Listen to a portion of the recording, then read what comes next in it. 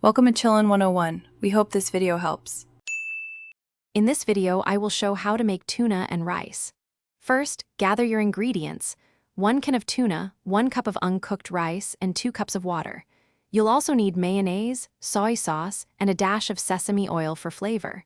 Make sure you have a saucepan with a lid and a mixing bowl on hand. This simple meal is quick and satisfying. Now, let's cook the rice perfectly.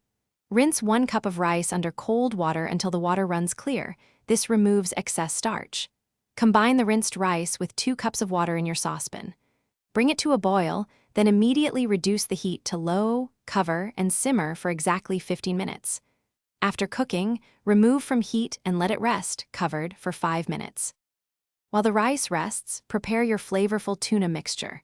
Drain 1 can of tuna thoroughly, pressing out any excess liquid.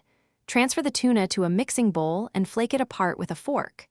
Now, add 2 tablespoons of mayonnaise, 1 tablespoon of soy sauce, and a ½ teaspoon of sesame oil.